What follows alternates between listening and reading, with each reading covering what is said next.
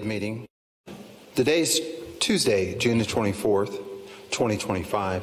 The time is 6 o'clock. Calling the meeting to order. Would you please rise for the Pledge of Allegiance led by Commissioner Tebby. I pledge allegiance to the flag of the United States of America and to the republic for which it stands, one nation, under God, indivisible, with liberty and justice for all.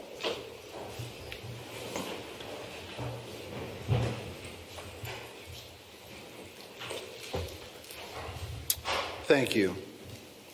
I ask for a motion to dispense with the reading and approve the minutes from June the 10th, 2025. May I have a motion? Excuse me, Mayor. We need a roll call. I'm sorry. Thank you, ma'am.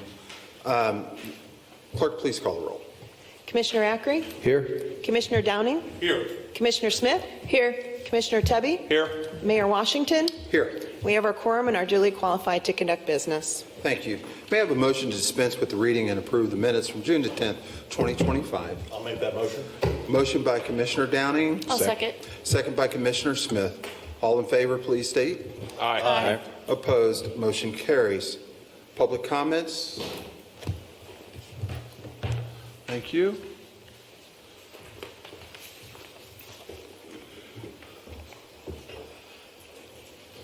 During the public comment section of the City Commission meeting, I just would like to remind people that wish to address the Board of Commissioners that you have 3 minutes. We ask that you state your name and your address.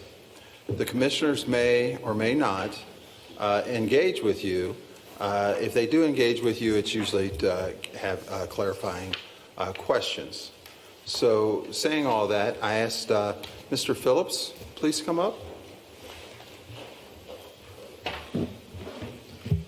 Hello, Samuel T. Phillips, 2250 Jane Lane, Covington, Kentucky, 41011. We, the people of Covington, Cincinnati, gratefully acknowledge the native nations of Turtle Island on whose ancestral homeland we gather, as well as the diverse and vibrant indigenous communities who make their home here today, not limited to the Cherokee, Hopi, Chickasaw, Shawnee, Lenni Lenape, Delaware, Miami, Osage, Chippewa, Shoshone, Grass Folks, and Choctaw Nations, Anishinaabe peoples, land back.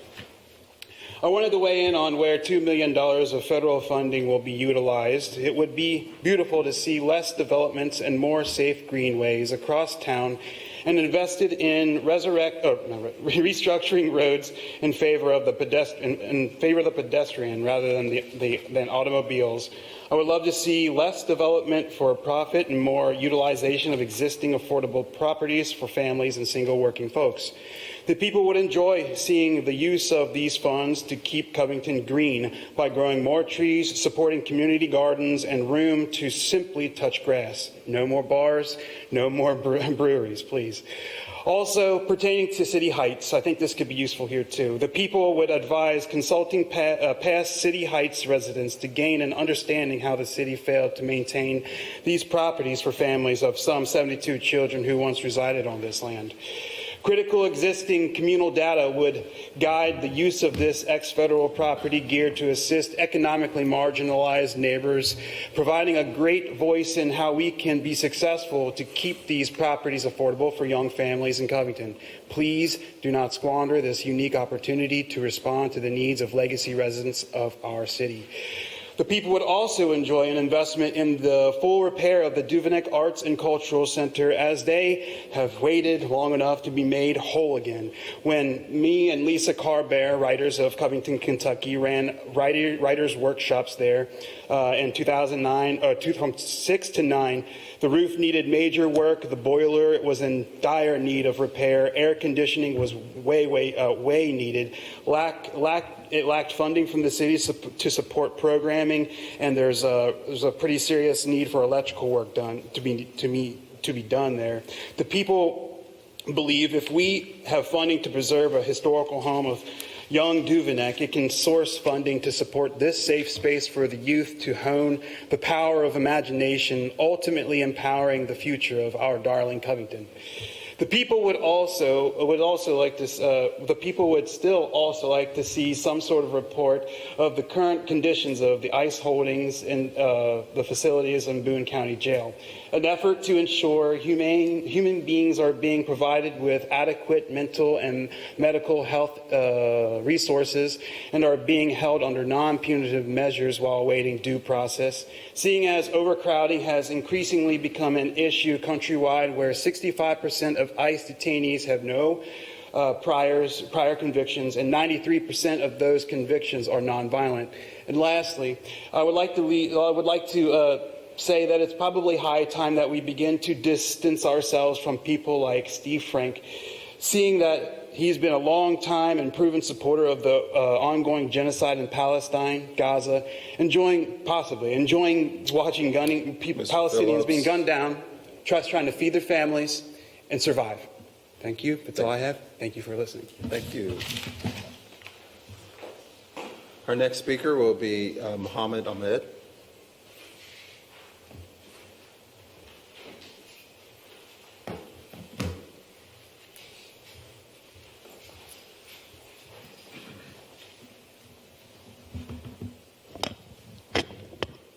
Good evening, Council. Mohammed Ahmad, 729 Edgecliff Road here in Covington.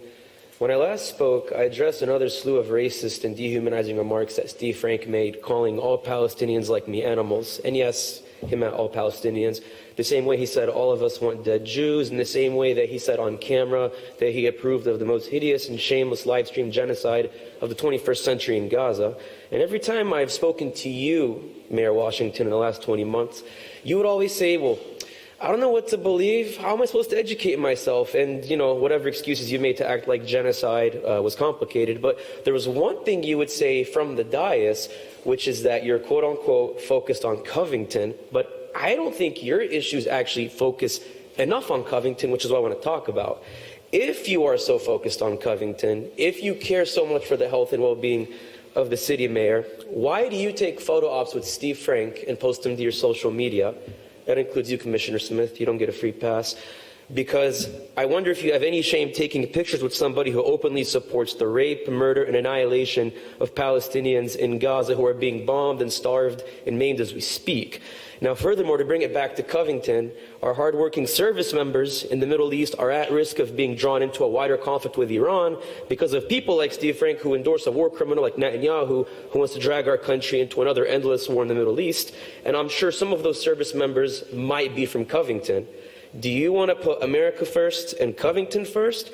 Or do you want to put your photo ops with Steve Frank first so that our service members can be at risk from any Iranian attacks? And interestingly, you find a way to flip the script to frame me and other pro-Palestinians as terrorists and criminals for simply supporting an anti-war position that our Republican Congressman Thomas Massey rightfully supports, even as President Trump attacks him. And Massey openly said himself that nothing justifies the civilian casualties in Gaza and that we should end aid to Israel. But yet you, Mayor, can't even take a clear position while you align with someone like Steve Frank, who does have a pro-genocide, pro-murder, pro-annihilation position. And that's also when you're taking pictures of me and my friends at Global Park from your pickup truck. So don't think we forgot about that. However, Mayor Washington, you do have an opportunity to make things right for Covington. You can ask Steve Frank to resign from his position on the CETA board, or at the very least, this is easy, you can adopt a policy that all sitting board members commit to upholding Covington's human rights ordinance. And if you can't do that, then I don't think you should be serving this city. So please do the right thing for the sake of all of us. Thank you. Next speaker will be Commissioner Mullins.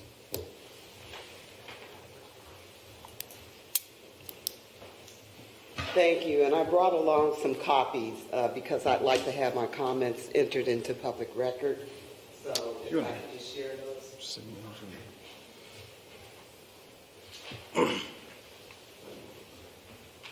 If you'd like to give them the copy in case they have questions, that's why I made copies for everyone. Thank you very much.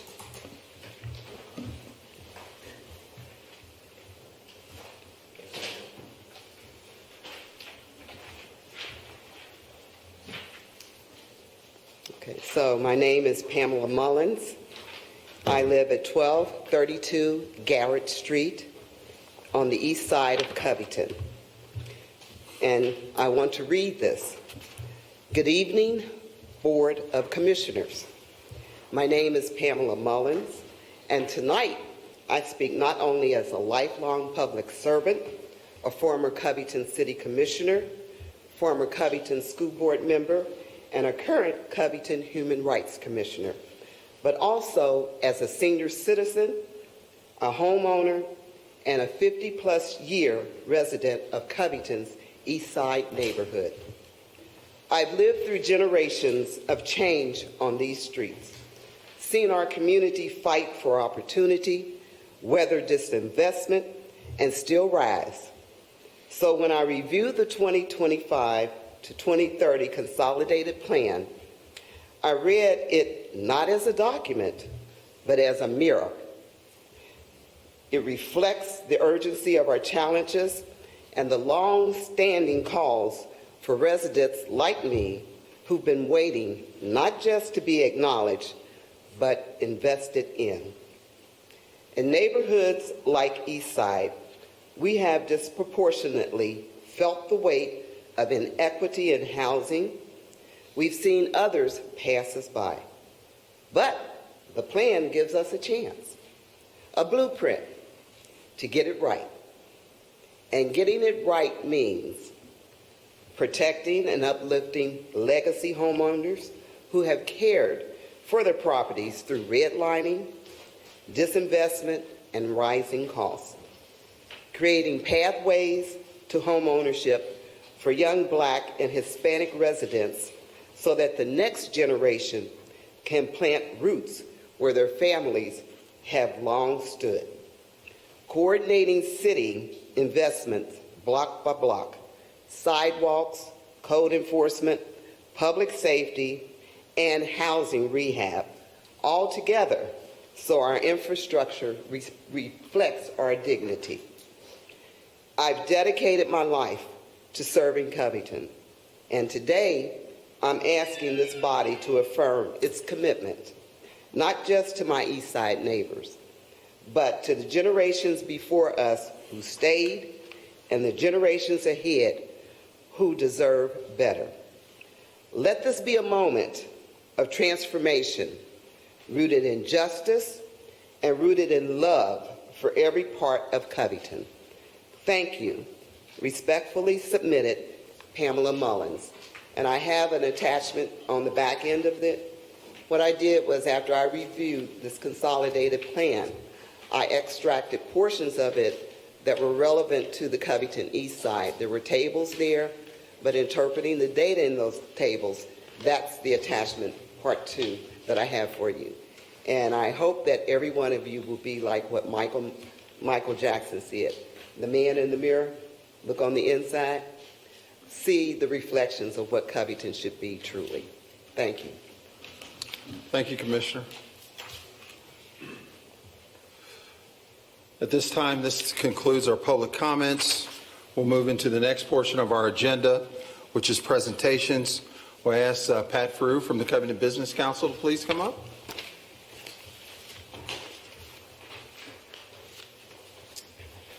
Thank you, Mayor Washington, Vice Mayor Smith, Commissioners. Appreciate the opportunity. I just want to take a few minutes to talk about the Covington Business Council's work in the community.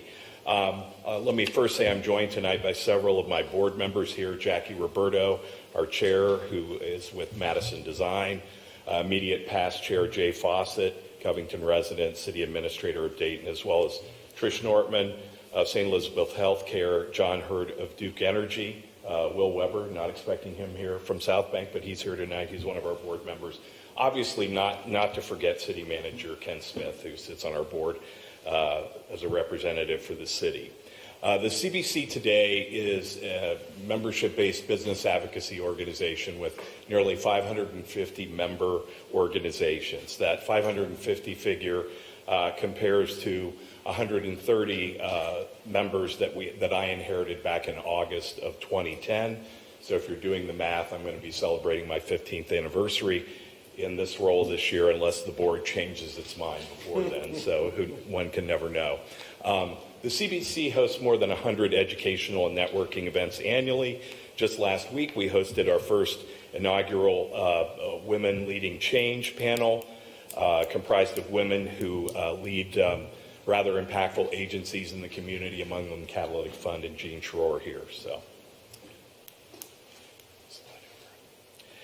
So last year, the Covington Business Council empowered Northern Kentucky University to analyze the total economic impact that CBC members have on the Northern Kentucky economy in the form of new employers, expansion, as well as capital investment.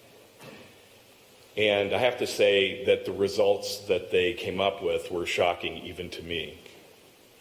The direct economic impact of Covington Business Council members to the Northern Kentucky economy alone was more than $17 billion with a B. More than 5,000 direct jobs, and also taxes at nearly $1.2 billion. 5 major industries propelled the way here. Energy distribution, i.e. Duke, telecommunications, followed by hospitals, i.e. St. Elizabeth, banking, finance, insurance, and waste recycling. So in summation, when the city is working with the council on issues that benefit the community and help the CBC fulfill its mission to have a positive impact on the local economy, know that our members, the lifeblood of our organization, are major contributors to the city's growth and vitality. We currently enjoy a very positive working relationship with the city. I meet monthly with the mayor, discussing issues of joint interest, seeking ways, to support the city as well as the administration.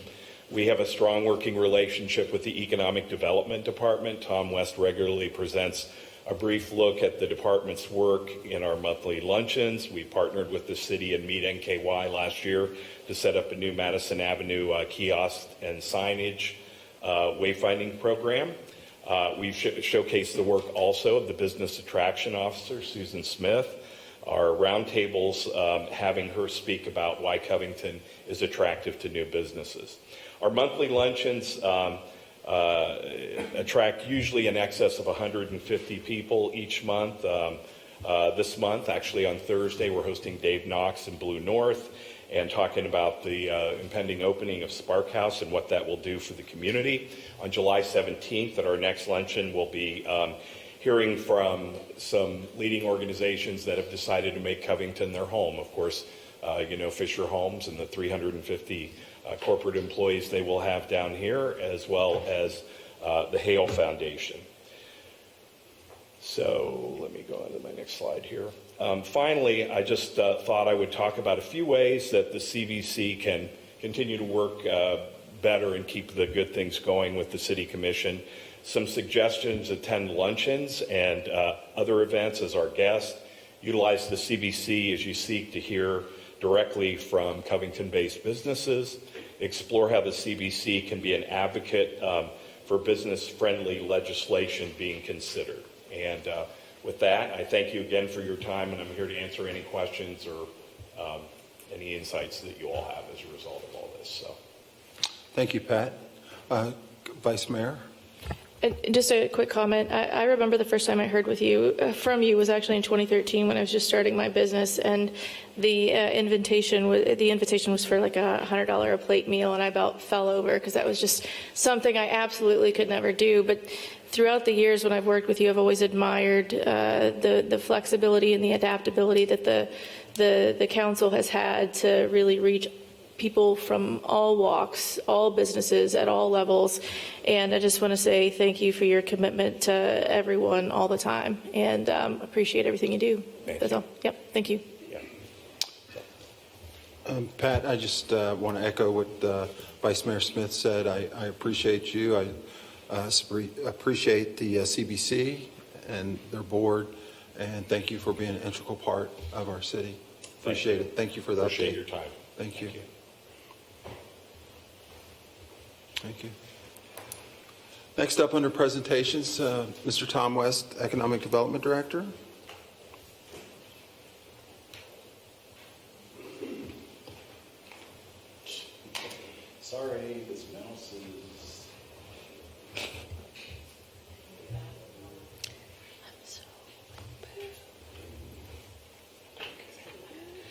Mayor and Commissioners, good evening. It's a great night to be a Covingtonian.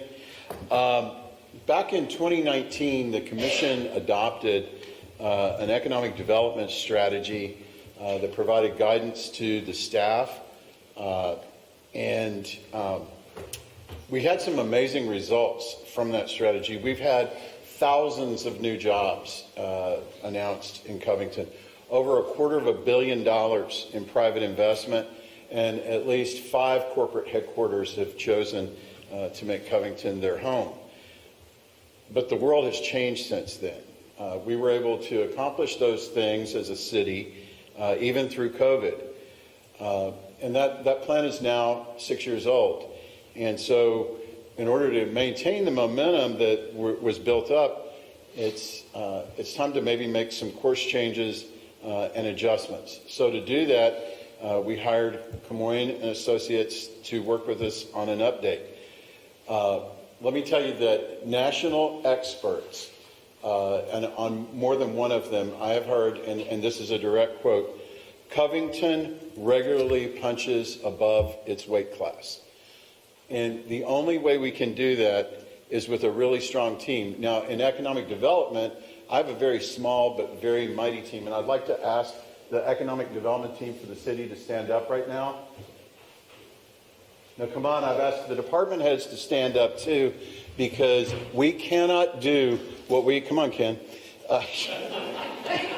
You're a big part of this. We cannot do the work that we do to market this city without safe streets, without clean streets, without neighborhoods that are very, very attractive, and all of the amenities that are provided. And we also can't do it without the support services of the likes of legal, finance, communications, IT, all of those other. Okay, y'all can sit down now. Thank you. And my message there is it takes a village, but in this case, it really takes a city government to do that. So having said that, I also want to acknowledge very specifically Patrick Duffy, who served, he's our business retention and expansion manager, but he was also the project manager on this strategic plan update. So thank you, Patrick, for all of the last minute logistics you had to figure out. So at this point, I'm going to shut up and turn it over to our representatives from Comoyne Associates, our consultants on that. So at this point, I'm going to introduce Alex Tranmer and Michelle Black, who will walk you through an overview of the strategic plan. Thank you. Thanks, Tom. This one here. Hi, everyone. Thanks for having us tonight. We really appreciate the time to go through the highlights of the strategic plan. We've got a lot to dig into. What we are going to do is hit the highlights, talk a little bit about the foundation, about how we got to where we are today and what this strategy is built on. We want to jump right into it. And my colleague Michelle is going to talk a little bit about how we're building on the initial plan, like Tom mentioned, and taking that momentum and taking it into the next 5 years. So, as you've heard, a lot has been accomplished since this process started back in November, so we're going to try to wrap all of that information to a short amount of time. But this updated economic development strategy really builds on the strong foundation of Covington's 2019 plan, From Opportunity to Action.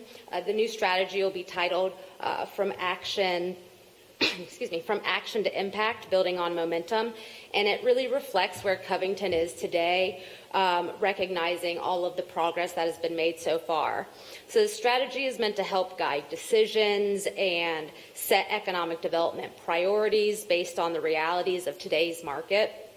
But just like the 2019 strategy, which was a little bit upended by COVID, the new strategy is a living document really built to evolve over time if needed, and then growing and adapting as Covington does. So Covington's 2019 economic development strategy delivered some really successful results. And then over the last 5 years, the city has really attracted new investments, fostered job creation, and supported small business and entrepreneurial efforts, just to list a few. As you can see up here are some numbers that we highlight and, talk about where everything is growing and what that looks like, or at least as a brief example. So the efforts are really reflected in an increased median income, declining poverty rates, and a steady population growth. So this updated strategy really builds up on that foundation, and it advances those proven efforts and addresses what's needed and what is going to help move Covington forward.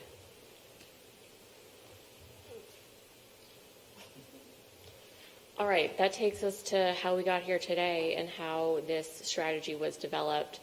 I am going to ask a few more folks to stand again because we did have a very strong steering committee and advisory committee. At least a little wave from the steering committee folks that are here. Thanks, guys.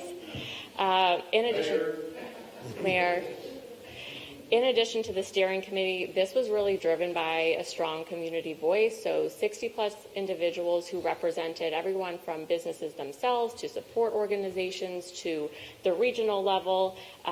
We had 3 on-sites. We had focus groups with individual businesses. We had one-on-ones, really reflecting a lot of different voices and perspectives that went into this, that was partnered with all of our data analytics. So Camoin Associates, we really are a data analytics firm, and we really incorporate that into a lot of our work, including strategic planning.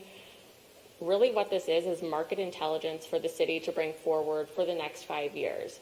Now, this is a snapshot, of course, of where the market stands today, and we expect this to shift and adapt, and there's lots of narrative and language around that. But in that data, it's not just for this planning process, it's really a resource moving forward for the community, for the city.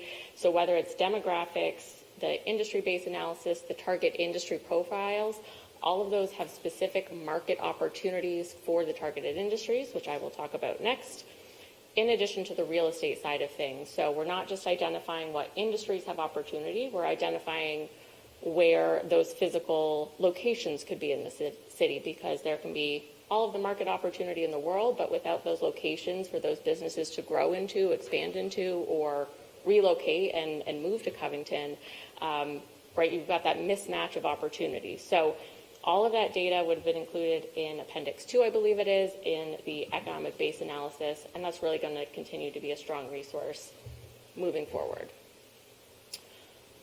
All right, let's talk a little bit about target industries. You see on the 2019 side, those were the target industries from the plan that we're building on. You can see on the other side, we've got our 2025 slightly refined target. So that's based on a couple of factors. A lot has changed in 5 years. Bless you. A lot has changed in 5 years, and we want to make sure that these industries are reflective, one, of opportunity and businesses that we see in the city today, and looking ahead, next 5-10 years, where there is additional opportunity for that industry growth. So starting at the top, if you just look at professional services, that's going to be your banking, your real estate, your lawyers, architects, insurance firms, things like that. Made in the Cov, that's really the reflection of the mix of manufacturing in the city, life sciences and technology, your labs, your R&D, your engineering associated with life sciences. Certainly one that we expect to see grow and flourish over the next several 5-10 years. Experiencing the Cov, those are your retail, your hotels, your food and beverage. Those are a very strong industry, but also the things that make Covington a strong place to live, work, and play. And lastly, you'll see the new identification there, the digital and creative cluster. So these are industries from graphic design, media, marketing, AI applications to all of those. And then on the creative side, you've got your arts, culture, theater, dance, independent artists. And so we really wanted to reflect that as a specific, important economic contributor to the city, in addition to, again, fulfilling that placemaking role. So taking all of that information from the community, from the data, from the targeted industries, what we come up with is these 6 goal areas that are essentially driving the strategy. Now, within each of these goals, you've got a set of strategies, and then for each of those strategies, you've got specific tactics. So there is a lot within these 6 goal areas. What I just want to highlight is a couple of things on each of these 6. Starting at the top, we're certainly recognizing that CCR is going to continue to play a strong role in the overall economic opportunity, not just for the city, but for the region in general. So we've highlighted that at the top, and then recognizing that, this is a citywide strategy, and make sure that we incorporate all other elements of the city into this as well. Jumping down to number 2, we're positioning Covington as the region's most supportive place to start a business. So this is going beyond just being business friendly. This is where we get down to custom, tailor support for individual businesses. And that might be a city role, that might be a partner role, it might be an entrepreneurial support organization. I think the major takeaway from all of these goal areas is that the city certainly has a role to play, but there's plenty of partners in addition that are supporting this work as well. Jumping down to 3, thinking about elevating Covington's reputation as a destination for business and talent. I just want to highlight that talent part because, again, with all the market opportunity and business opportunity in the world, without workers, without talent to fill those roles, those businesses, are sort of at a standstill to be able to grow. And so that talent attraction piece is going to be so key. When we look at, all the research and what people are saying in terms of why they relocate, quality of life is at the top of the list. I think a job is number 3 these days typically, and so quality of life really becomes important to that talent attraction and business attraction piece. 4, we talk about the targeted industries. Each of those have their own specific strategies for growth. Of course, there's overlap across those 5 industries, but there's certainly specifics for each of them. And then number 5, jumping down to becoming a nationally recognized entrepreneurial culture and hub, well on its way with the assets that are coming online. And then number 6, just recognizing that beyond business, beyond sort of traditional economic development, we've got factors like housing, mobility, placemaking, and education that successful economic development has to include. And so those are also talked about in the strategy as well. We've already highlighted CCR. There's additional transformative opportunities all across the city that, again, moving ahead to the next 5 years, these are the ones to watch in terms of perhaps convening property owners, looking at potential partners with parcels with redevelopment opportunity, and really identifying the transformative potential in other areas of the city. All right, moving right along to how is all this going to get done? How's the city going to do this? What we put together, as you see on the screen here, is we call an action plan matrix. We've got all the goals, strategies, and tactics laid out. There are partners and leads and resource and timeline estimates there. This is just one page of it pulled out as an example. You can see some of the partners involved, some of those folks that waved their hand, in addition to many of those 60 plus that were involved in the planning process. And so those are all highlighted in there as well. In addition, on capacity, you'll see in the strategy that in terms of near-term capacity needs, we do highlight a development manager for CCR in terms of being able to make sure there's compliance around the TIF and sort of the financing portion of carrying CCR onto the next stages. The other 4 that are listed there are suggested as longer-term opportunities to really think about maximizing capacity with the priorities that are in the strategy. Again, this is all laid out by timeline. We've got a 5-year runway here, understanding that some of this is going to be ongoing across those 5 years, and really understanding what those short-term priorities are versus longer term. Last thing I'll leave you with is, okay, we've got a lot in front of us. Where do we start? Thinking about some strategic starting points and some of the themes around those. That capacity for CCR is going to really help the capacity with helping on the compliance side of that. So that really is at the top there, in addition to integrating some of the enhancements around business support, digital tools for real estate inventory, and advancing product development. One of the things that we heard over and over again and that the city has been quite successful at is the vacancy rate of industrial and office is quite low and very low compared to the rest of the region as well. So again, we're getting to a point where there's market opportunity, but not a lot of physical space for that opportunity to occur in. So continuing to make product development a focus is really going to help with those target industries. And then lastly, moving ahead with some of the initiatives that were identified with partners throughout the planning process. We've already got conversations started about maybe there's improvements in coordination here or initiatives that could be worked on together, and those conversations are already underway and a good place to start. So we are going to leave it at that and turn to question and answer from the commission.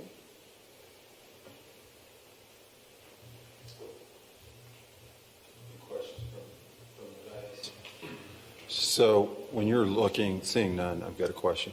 So when you're looking at the economic strategy, how does housing fit into this? Housing is a huge part of it. I would say that housing is an integral part of economic development. The two can really not be separated. When we talk about that talent development portion or talent attraction portion, when we talk about workforce, it all comes back to housing, right? The ability to find adequate, quality, affordable housing is really what it comes down to in a lot of these conversations with businesses who are trying to attract workers, or they're trying to be closer to their, own business. That housing component is huge, and I think is going to make the cities that invest in housing are going to be the ones that stand out in the next 5 to 10 years, because that investment is going to go a long way in terms of economic development as well. Thank you. Any other questions? Seeing none, I'd like to thank everyone to put this report together. The citizen participation was just absolutely awesome. Tom's team brought together all different segments of our community, from Latonia to downtown to various neighborhoods, to make sure that their voices were heard. And like you said, this is a living document, and we appreciate the guidance as all of us up here are committed to moving the city forward. So we appreciate you. Thanks so much. Thank you.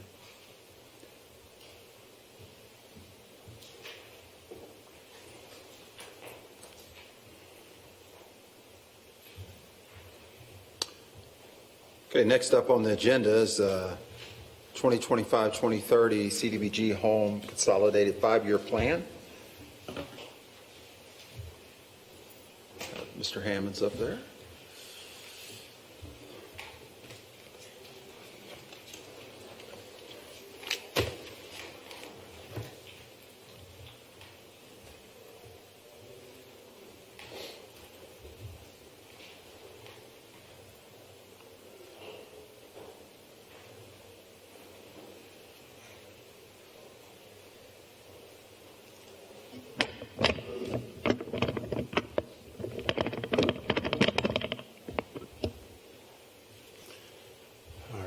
Good evening, everyone. My name is John Hammonds, and I am here to present our draft 5-year strategic plan and the program year 2025 annual action plan for the use of federal community development block grant and home investment partnership funds. This hearing is part of the U.S. Department of Housing and Urban Development required citizen participation process. It's one of the most critical steps in ensuring that our plans reflect the needs, goals, and aspirations of the people who live and work in Covington. The City of Covington is in the first year of the new 5-year consolidated plan cycle, program years 2025 through 2030. As part of that process, we've developed a 1-year annual action plan for 2025. Both documents, now in draft form, are designed to guide how we invest federal resources in our neighborhoods, homes, infrastructure, and residents. The consolidated plan is based on an in-depth needs assessment and market analysis, along with robust public outreach. The input we receive from the community is what turns data into action, making sure our plans meet real everyday needs. There are necessary elements of a 5-year strategic plan. HUD requires that we assess the needs of the community in relation to housing, community development needs, etc. HUD also requires that we look at the current conditions in relation to housing, public housing, broadband needs, and others. During the formulation of these plans, there has been a lot of public outreach. We had a public needs hearing back in February at the Hellman Creative Center. We gathered internal staff input and provided online surveys. The main themes of the public input was affordable housing opportunities, programs to preserve housing, public improvements, which are always important in an older city such as ours, and parks and recreational activities. 4 priority needs were identified: affordable housing, infrastructure improvements, community services, and economic development. For the strategic plan, we must create goals. These are high-level goals of what we hope to achieve using these funds. We create programs and activities to reach these goals in the strategic plan. You can see the 9 goals listed here. Covington is an entitlement city, meaning we receive a direct allocation. We don't have to compete for the funds. There are 2 types that we receive: Community Development Block Grants, or CDBG, and home funds. CDBG funds are very flexible and can support a wide range of activities as long as it meets national objectives. The most commonly used objective is to benefit low mod persons, or people that are 80% of the area median income limit. HUD provides income limits each year. We can also use the funds to address slum and blight, and that doesn't have to directly benefit low mod persons, and urgent community development need, which we have never used, but it is for disaster response. The home funds are much more defined. The objective is to supply decent, affordable housing for low and very low income families. There are only 4 allowed activities, and they are homeowner rehab, home buyer assistance, which is very popular, home ownership or rental housing development, and rental subsidy. An interesting part of the home program is that we are the only home consortium in Kentucky. This means we have an interlocal agreement with neighboring cities to receive additional funds. Then we can provide these affordable housing funds in all the cities. The consortium cities are Ludlow, Covington, Erlanger, Independence, Florence, Newport, Bellevue, and Dayton. Covington serves as the lead entity. Counties and cities can form consortia, and this is a pretty cool regional approach to affordable housing. We get our formula allocations on or around July 1st. This year, we are getting a little less than last year in both funds. For our total anticipated funds, we almost always have carryover. Projects can sometimes carry over, and it's also hard to spend the dollars in a calendar year. The carryover funds can be ongoing or just not used in that year. We also get old home loans being paid back that we have to spend. So we have about $5 million total in all funds. Our major initiatives for 2025 are infrastructure improvements such as ADA sidewalk ramps and sidewalk improvements, park improvements. We do these pretty much every year. Recreation has a list that they work through and we help fund. Homeowner rehab program, which helps a lot of people. Early literacy programs. Homebuyer program, which is popular. And CHODO housing development. CHODO is an acronym that means Community Housing Development Organization.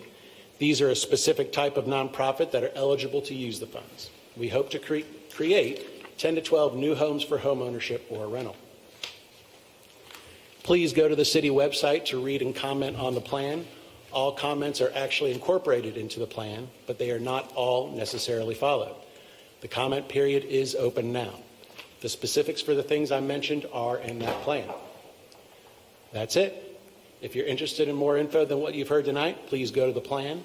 The plan has the dollar figures going to projects and activities. At this time, if anyone would like to offer input, Mayor Washington.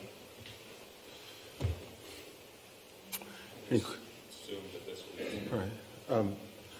Yes, as far as Mr. Phillips and Commissioner Mullins goes, they've made statements during the comment period of City Commission. Can we make sure that we include their comments into this? I will. Okay.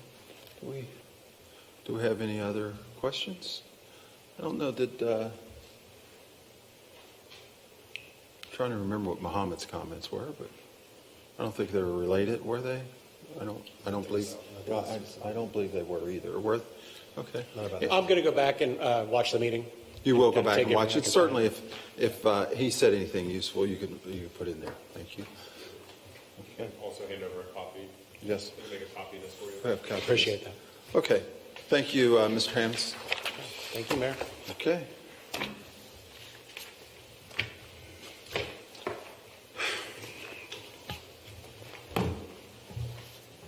City Manager's report.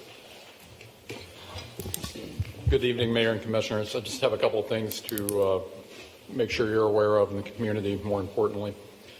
I'm sure you've seen by now that the KYTC has announced the tentative schedule for the 4th Street Bridge closure and demolition. That closure will happen at the beginning of the year, so January thereabouts, and a couple months later the demolition will commence. I did have several public comments asking why they would close it for a couple months before they started tearing it down, but I'm not an expert on tearing down bridges, but I'm assuming they're going to have to bring in some equipment and stage it, and they probably don't want people driving through there while they bring that equipment in, but that's just speculation. The project will take about 2.5 years. The start date may move a little bit because the utilities that are on the existing bridge have to get off the bridge, and they can't control that exactly. So we're looking at mid-2028 before the bridge reopens. There will be, and this is very important, there will be a shuttle going from 4th Street on our side to the other end of the bridge in Newport that'll run constantly going over the Girl Scout Bridge at 12th Street. There'll be more information coming out on this exact schedule, exactly where the bus stop will be, and that'll be for pedestrians and bicyclists. And then finally, I just really want to thank Corey Wilson and the other staff at KYTC. They've been really great to work with. They've kept us updated on every step of this and have been very accommodating to our requests to do modifications and our residents' requests to do modifications. The second thing I just wanted to make you aware of, we received an email today that and you may remember this, we received a $1.8 million Economic Development Administration, or EDA, grant a couple of years ago to complete the design of the infrastructure, including streets, utilities, sidewalks, parks, garage, etc., down at CCC, Covington Central Riverfront. That project was successfully closed out in May. Phase 1 is nearing completion, as you probably know, but Phase 2 is, through the use of that grant, is 100% designed, and it could be put out to bid tomorrow if we so chose. So that work is completely finished, and instead of costing the city $2.3 million, it cost us more like $500,000. So that was a great grant, and I appreciate the staff who applied for that grant, and especially Elizabeth Wetzel, who has been working on the administration of that grant and working to get the paperwork done. As you can imagine, paperwork with the federal government is all important. So that's all I have. I'm happy to take any questions about either of those things or anything else that you might have. Any questions for the city manager? Seeing none, we'll move on to the new business, the consent agenda. Will the clerk please report? In order authorizing the mayor to execute a commercial rent incentive agreement with Feel Something LLC. In order authorizing the mayor to execute a commercial rent incentive agreement with Rivertown Vintage LLC. In order authorizing the mayor to execute a commercial rent incentive agreement with Pilates on Pike LLC.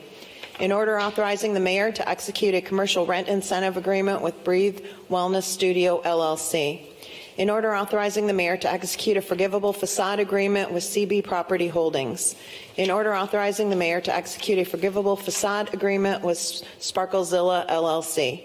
In order authorizing the mayor to execute a forgivable facade agreement with Muggsy LLC. In order authorizing the mayor to execute a forgivable facade agreement with Muggsy LLC. In order authorizing the mayor to execute a forgivable historic electric sign incentive agreement with Northern Kentucky Port Authority. In order accepting a grant agreement with Kentucky Tourism, Arts, and Heritage Cabinet and the Kentucky Heritage Council, and authorizing the mayor to execute all grant documents. In order accepting a grant agreement with the Kentucky Tourism Arts and Heritage Cabinet and the Kentucky Heritage Council and authorizing the mayor to execute all grant documents. In order authorizing the mayor to execute a renewal agreement with Alta Fiber for internet and phone services for all city locations. In order amending the rules of procedure for the City of Covington Board of Commission meetings. In order adopting a standardized numbering format for legislative documents. In order authorizing the renewal of the liability and property insurance policies with Kentucky League of Cities. In order authorizing the mayor to execute the deed and related documents for the transfer of real property at 338 Garrard Street to the Commonwealth of Kentucky for the use and benefit of the Transportation Cabinet Department of Highways. In order approving the hire of Tyler Setter as a Covington police officer effective July 14th, 2025. In order approving the hire of Dan Wohler as communications manager in the administrative department effective June 30th, 2025. In order approving the premium rates provided by Kentucky Employers Mutual Insurance and authorizing the mayor to sign an agreement with KEME for workers' compensation coverage. In order approving the purchase of salt from Compass Minerals through a cooperative purchasing agreement with Kenton County Fiscal Court for the 2025-2026 winter season. In order approving and adopting the updated Finance Department petty cash policy. In order approving and adopting the updated Police Department petty cash policy. In order amending the City of Covington, Kentucky Procurement Manual. In order appointing Pete Nerone to the Linden Grove Cemetery Board of Overseers for a 3-year term, effective June 25th, 2025, and expiring June 24th, 2028. In order appointing Timothy Hawk to the Linden Grove Cemetery Board of Overseers for a 3-year term, effective June 25th, 2025, and expiring June 24th, 2028. In order reappointing Crystal Courtney to the Urban Forestry Board for a 3-year term, effective July 24th, 2025, and expiring July 23rd, 2028. In order reappointing Tom Hall to the Police and Fire Pension Board for a 1-year term, effective July 31st, 2025, and expiring July 30th, 2026. In order reappointing Art Heeger to the Police and Fire Pension Board for a 1-year term, effective July 31st, 2025, and expiring July 30th, 2026. In order reappointing James Southard to the Devou Park Advisory Committee for a 3-year term, effective June 25th, 2025, and expiring June 24th, 2028. In order reappointing Alicia Webb Edgington to the Board of Examiners for Police and Firefighters for a 3-year term, effective June 25th, 2025, and expiring June 24th, 2028. Thank you, Madam Clerk. I entertain a motion to accept the consent agenda. I'll make that motion. Motion made by Commissioner Tebby, I'll second. second by Commissioner Ackrey. Any discussion? All in favor, please say aye. Aye. Opposed? Motion carries. In order adopting the Camoin Associates Strategic Plan as Covington's citywide economic development strategy and directing staff to implement the recommended actions as appropriate. May I have a motion? I'll motion. Motion by Commissioner Ackrey, I'll second. second by Commissioner Tebby. Any discussion? All in favor, please say aye. Aye. Opposed? Motion carries. In order adopting all updated city policies as compiled on the city clerk SharePoint site. May I have a motion? I'll make that motion. Motion by Commissioner Downing, I'll second. second by Vice Mayor Smith. Any discussion? All in favor, please say aye. Aye. Opposed? Motion carries. Okay, under new business. An ordinance amending sections 35.040 and 35.041 of the Covington Code of Ordinances to update the internal procedures for processing contracts. This ordinance is considered to have its first reading. If you have any comments, please reach out to your commissioners. You can reach the commissioners or myself via the city website. An ordinance appropriating and apportioning the anticipated general fund revenue and the anticipated revenue of all other funds of the City of Covington, Kentucky for the fiscal year beginning on July 1st, 2025 and ending June 30th, 2026 among the various departments and for the general and special purposes as indicated in the recommended all funds operating budget 2025-2026 to meet the expenses of the City of Covington, Kentucky for the said fiscal year. Mr. City Manager. Thank you, Mayor. As we discussed a couple weeks ago, this is a fairly status quo budget, but I am asking for an amendment tonight that would essentially address the issues that were talked about in our Saturday budget hearings, some of the issues that, some of the items that were requested by either staff or the Board of Commission. I've emailed you a detailed breakout of those line items, but it's essentially adding $357,000 in the general fund from using ARPA proceeds and $130,000 from the opioid fund that would be used for social workers and the police department. We have a recommendation from the City Manager to amend the proposed budget ordinance. Are there any questions or comments from any of the commissioners? Seeing none, is there a motion to amend the proposed fiscal year 26 budget ordinance to encompass the revisions proposed by the City Manager prior to its second reading? I'll make that motion. Motion by Commissioner Downing. Second. Seconded by Commissioner Ackery. Discussion. All in favor? Aye. Opposed? Motion carries.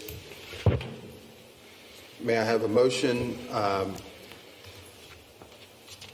May I have a motion to accept the budget reading of the ordinance? I'll make that motion. Motion by Commissioner Tebby. Second. Second by Commissioner Ackery. Will the clerk please call the roll? Commissioner Ackery? Aye.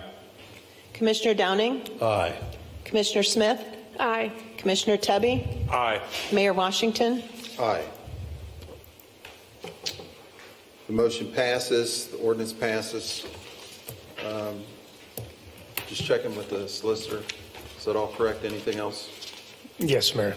Go right ahead, sir. Yeah, everything's good there, Mayor. So everything's good. Okay. Yeah. Motion is adopted, or the ordinance is adopted. The ordinance is adopted. Thank you. Okay, Commissioner, discussion items. Seeing no discussion items from the Commissioner. Any Commissioner comments? Commissioner Ackery. Just want to give a shout out to Sheila and the solid waste group for the e-waste this weekend. She had a bunch of volunteers and had a very good event, so I truly appreciate that, especially all the people that showed up. I think we took away 2 tractor trailer loads full of debris, broken TVs, and so thank you for that. Thank you, Commissioner Ackery. Any other comments? I just have a couple comments. As we know, we're kind of under a heat emergency. It's important that we look after our loved ones, our neighbors, and our pets. The City of Covington has announced that this is a shelter that could be used during business hours if you want to get out of the heat. I also remind you of the library. Kenton County also has one, an emergency cold shelter. So let's look out after each other. Seeing no other business, we are adjourned.